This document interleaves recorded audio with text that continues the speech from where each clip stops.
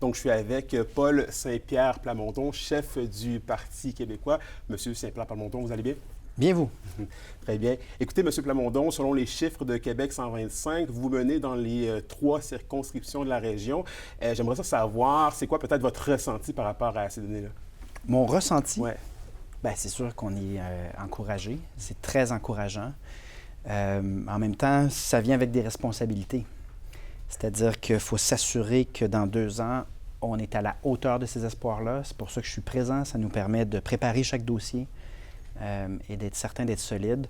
À court terme aussi, de voir si on peut faire bouger le gouvernement sur certains éléments qui pourraient avancer à court terme et non pas dans 2 ans.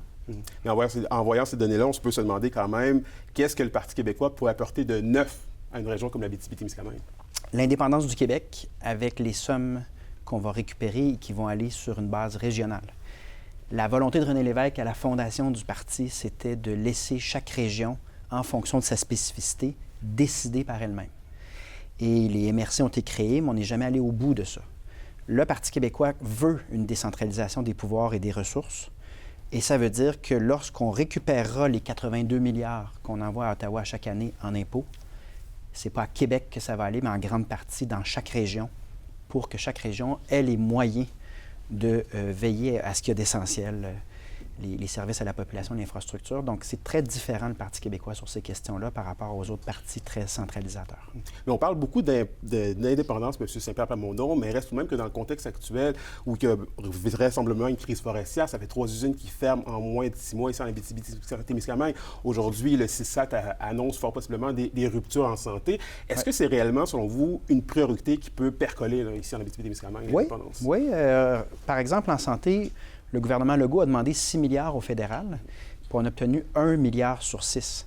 Évidemment que s'il manque 5 milliards en santé à chaque année, ça a des conséquences concrètes dans la vie des gens. Puis même chose sur la décentralisation, ça change de quoi si on donne les pouvoirs en santé, puis on donne une liberté aussi de s'exprimer, parce que c'est devenu de plus en plus opaque, de plus en plus des manques de transparence. Toutes ces choses-là peuvent améliorer le système de santé assez rapidement. Puis en passant, on est capable aussi de parler de plein d'autres choses. Là. Donc, sur la zone d'innovation minière, j'ai exprimé mon appui. Ce n'est pas directement relié à l'indépendance. On s'occupe de chaque dossier, tout en parlant d'indépendance, ce qui est parfaitement cohérent avec notre mission. Et qui dit indépendance dit aussi immigration. Je serais curieux de savoir, est-ce que vous pensez que peut-être certaines de vos positions sur l'immigration pourraient avoir un certain frein ici dans une région comme la nôtre, dans un monde où vous avez affirmé que l'immigration ne réglerait pas nécessairement la pénurie de main-d'œuvre, alors qu'on sait que ces gens-là sont dans nos services de santé, comme à la SAR, comme dans nos industries, comme à Rouyn-Noranda. Qu'est-ce que vous leur dites à ces gens-là, justement, qui ont besoin de ces gens-là dans leur infrastructure? Bien, c'est important de rappeler que c'est pas moi qui le dis, ce sont les études universitaires, puis des décennies aussi là, à rehausser les seuils, puis on voit que la pénurie de main-d'œuvre n'est pas comblée pour autant. Il y a des solutions.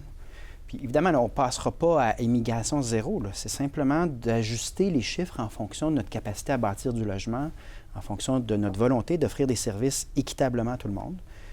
Et notamment, on a proposé de rendre la population plus active avec des incitatifs fiscaux, des congés d'impôts pour les aînés qui reviennent sur le marché du travail pour qu'on ait un grand nombre de personnes qui travaillent en même temps.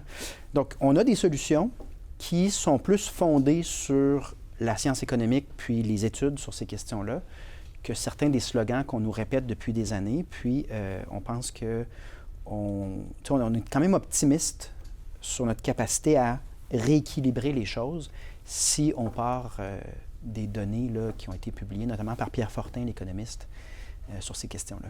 Et très, très, très rapidement, M. Saint-Pierre Plamondon, si le Parti québécois est porté au pouvoir en 2026, est-ce que vous vous engagez aujourd'hui à nommer un ministre issu de la région si oui. les 3 Oui. D'ailleurs, c'était une des réactions. On est un peu surpris de la CAQ qui semblait considérer qu'il n'y avait personne sur une base régionale d'assez solide pour exercer cette fonction-là. Donc, définitivement, oui, ça devrait être un automatique. Donc, M. Saint-Pierre Plamondon, chef du Parti québécois, merci beaucoup d'avoir été avec nous. Au plaisir, à une prochaine.